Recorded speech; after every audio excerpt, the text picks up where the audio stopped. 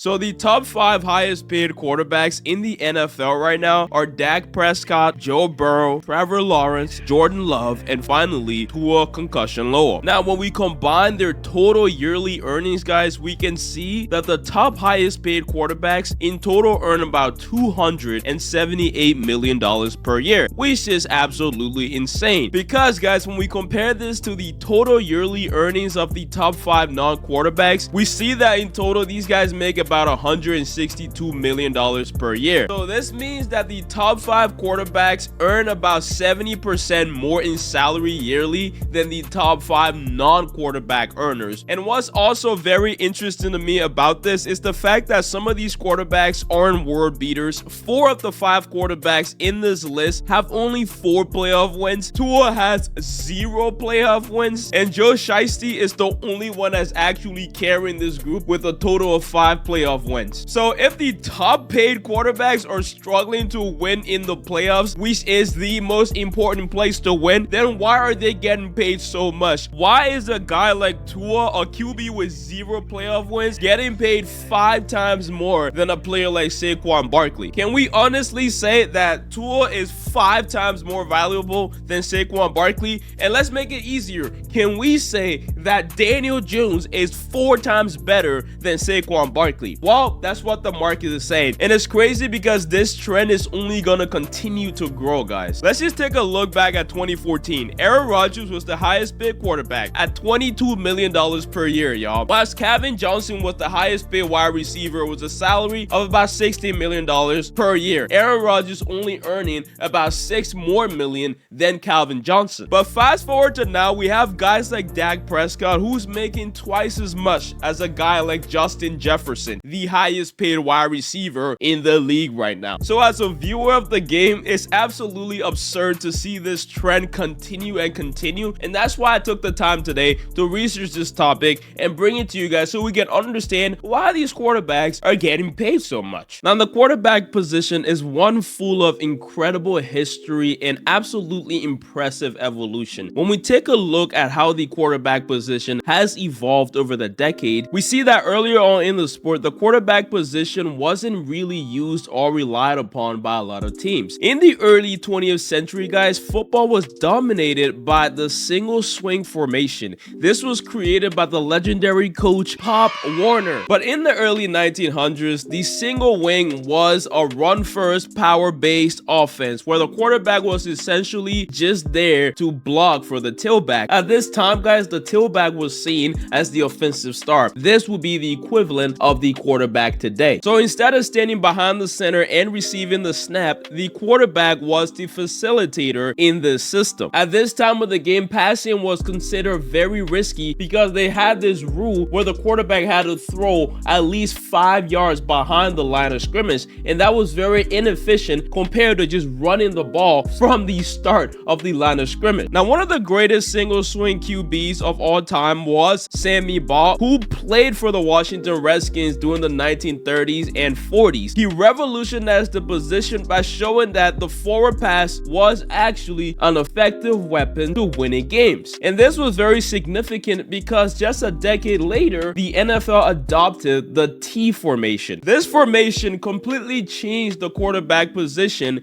and the way football was played. So instead of having the tailback control the offense, teams moved to the quarterback direction. The quarterback now lined up behind the center, which allowed for quicker decision making and better ball distribution. The first team to dominate with this T formation was the Chicago Bears in the 1940s, led by coach George Halas, I don't know if I'm saying it right, and famous quarterback Sid Luckman. Now, the Bears won the 1940s NFL championship by a score of 73-0, which completely altered the entire way NFL teams saw the passing game. This was a spark for teams to actually start taking the passing game more important and using it to win a lot more games. And that's why the 1950s and the 1960s became known as the passing boom. This was when teams started to experiment with the newfound key in the quarterback position. Quarterbacks became more than just game managers during this time. The league saw a rise of legendary quarterbacks who expanded the role and its importance. Take a look at a guy like Johnny Unitas, the first ever modern quarterback. He's the father of the position. Johnny Unitas might have been the first great quarterback who struck downfield to pull games out late. He was the first QB to consistently call his own plays and read defenses in real time. He led the Baltimore Colts guys to multiple championships and helped popularize the 2-minute drill that we all see today. Every 2-minute drill right down the field. Unitas fires downfield and is completed. This guy created the blueprint for the modern day pocket passer that we see a lot of quarterbacks adapted during the 2000s. Unitas invented the timing passes, invented the 2-minute offense, the rhythm, the 3-step drop, the 5-step drop, and all those things are still being done today. Ladies and gentlemen, it is with overwhelming pride and love that I give you the very best of the best, Mr. Joe Montana.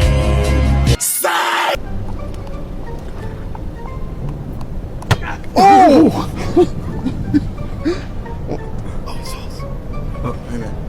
Look out, dude. Hell no. No. Now, when we fast forward to the 1980s and 90s, this is the ultimate clutch quarterback era. This was where guys were trying to attempt the deep balls, learning from guys before to really improve the position. And Joe Montana was a huge part of this process and this evolution in the quarterback position. He mastered the West Coast offense, as it's called. Joe Montana ended up winning 4 Super Bowls with the 49ers and earning the nickname Joe Cool for his calm demeanor in big moments. Very famous name in the quarterback history books because of how much he really revolutionized the position and really turned it into what we see today. Joe Montana was the epitome of a winner, always at his best when the stakes were the highest. He had a perfect 4-0 record in the Super Bowl. He had the greatest playoff run in NFL history, and you don't just get the nickname Joe Cool. Now, in the 1990s, we saw a complete shift in the NFL. Players have started to learn the importance of passing the ball. Teams have learned the importance of having a guy that can throw it like Joe Montana. And that's when we saw the rise in guys like Dan Marino. We saw the rise in guys like Steve Young. Dan Marino became the first ever quarterback to throw for 5,000 yards in a season, showing that the passing game could carry an offense. Marino, if you look at the stats, dude, his first season, 48 touchdowns in that era. Back in, dude, what, best 70s? best quarterback 80s? season in history. I don't care what anyone says, That's dude. crazy. Like, every single time that I've been putting up and breaking these records, just like Dan Marino had 170 touchdowns in 3 years. I'm like, what?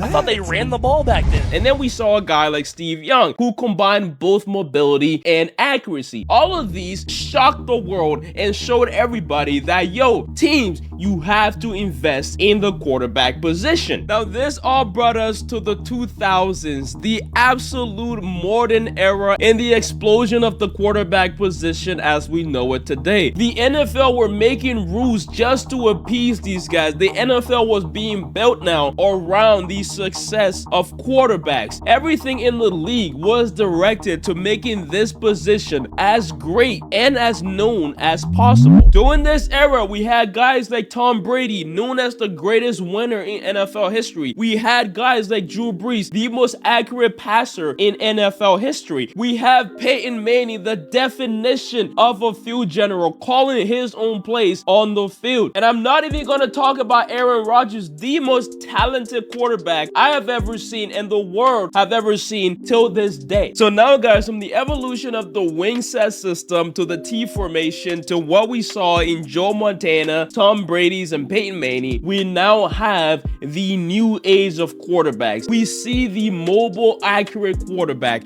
We see a guy like Lamar Jackson, who is breaking records in terms of passer rating, but also being extremely mobile. This new age of the quarterback has absolutely turned the position on his head. And that becomes a huge reason when it comes to understanding why the quarterback in the modern NFL is paid so much money. Now guys, I'm sorry I'm a little sick and you might hear it throughout this video, but I just wanted to say thank you guys for 5,000 subscribers. It means a lot to your boy, all right? It's been a lot of togetherness and work to come here. Thank you.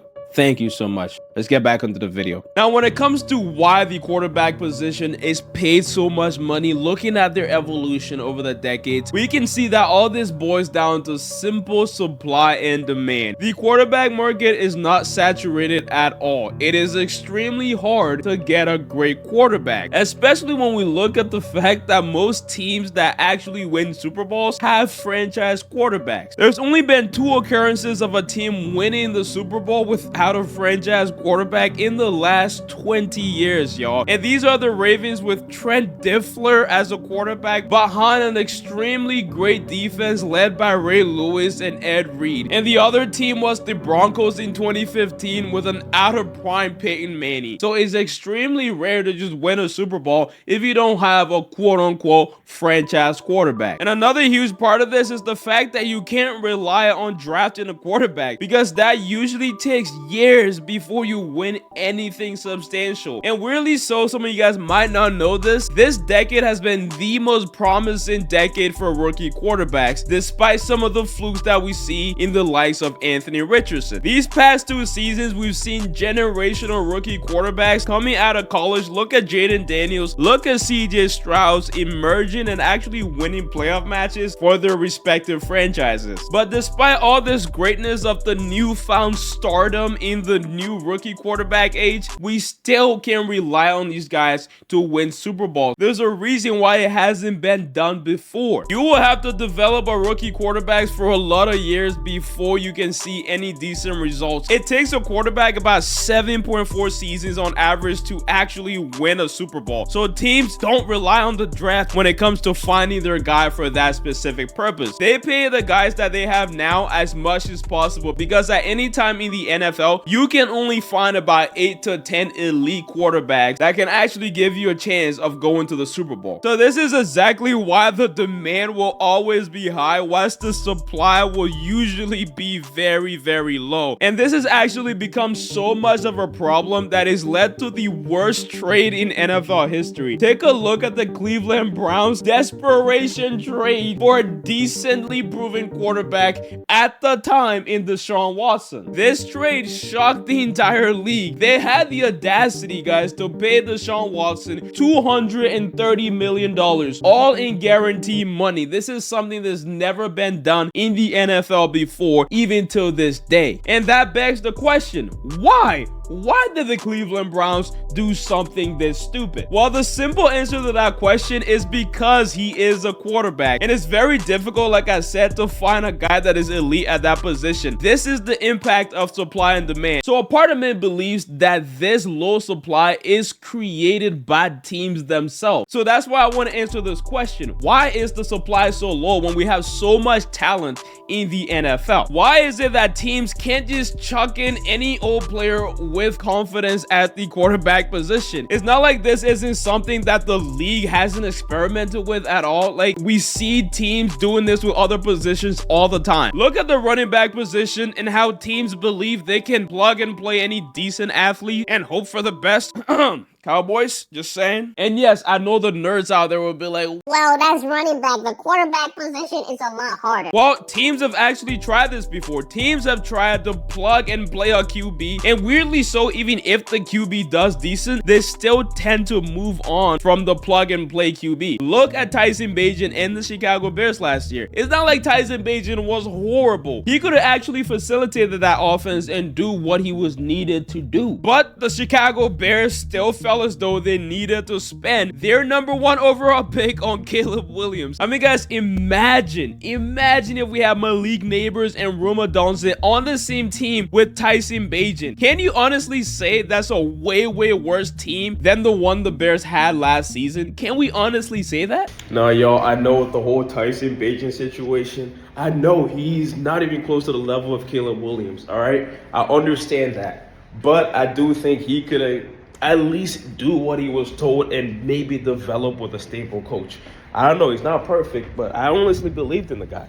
And y'all might clown me in the comments for it, but that's just my thought process. So that's why when it comes to the word supply in the quarterback market, we have to look at it in a very different way. Teams don't just want a decent quarterback, guys. Teams want a face of their franchise. They don't just want a decent quarterback that can facilitate their offense. Teams want the quarterback to be their stars. And the thing with stars is that they are extremely rare and extremely far out of reach. And that's why I can't help but question, why do these teams invest so much in these stars, even if the stars isn't that much better than the average regular quarterback who can actually take your team extremely far? A plug-and-play quarterback can actually outperform a so-called star that you're giving so much of your salary cap to. So why then invest in these stars if they're so out of reach and so rare? Why put yourself in that situation where you have to negotiate at a complete disadvantage? Why not treat the quarterback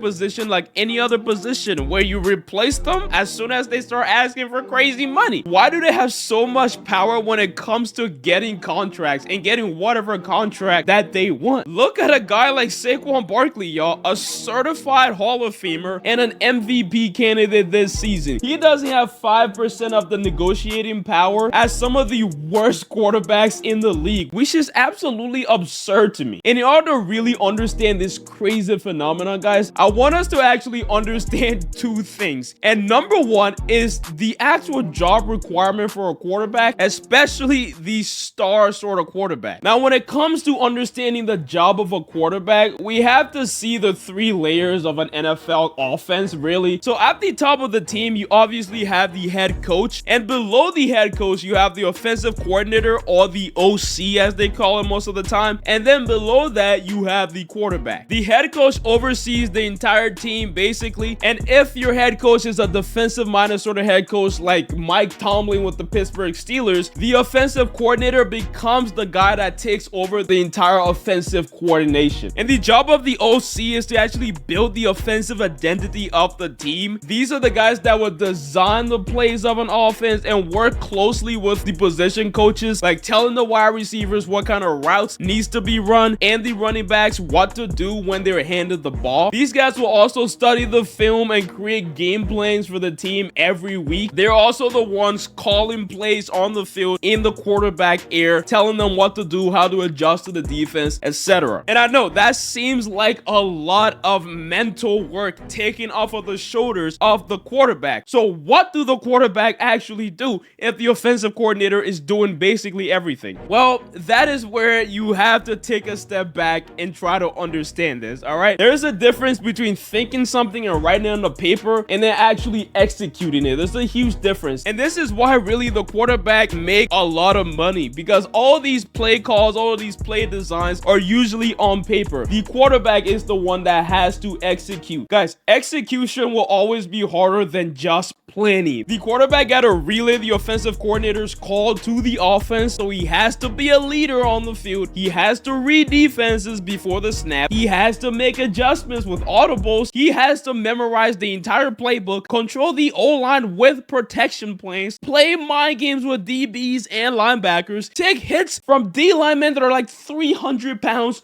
and get up like nothing happened. All of these things have to be done extremely well and efficiently for a quarterback to be considered elite. And there's a lot more about the quarterback position that I could say, but I'm not a quarterback, and that is one position that I can't really teach you what they do. It deserves a lot more intelligence than your boy DeeTalk. I'm just gonna be honest and leave it at that. All right, boys, we're playing basketball right now, and I just wanted to say, like, it is very, very hard to have a good quarterback.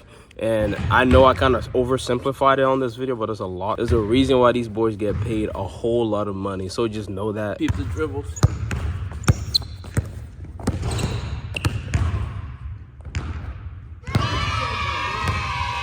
Don't say I can't shoot too. Don't say I can't shoot.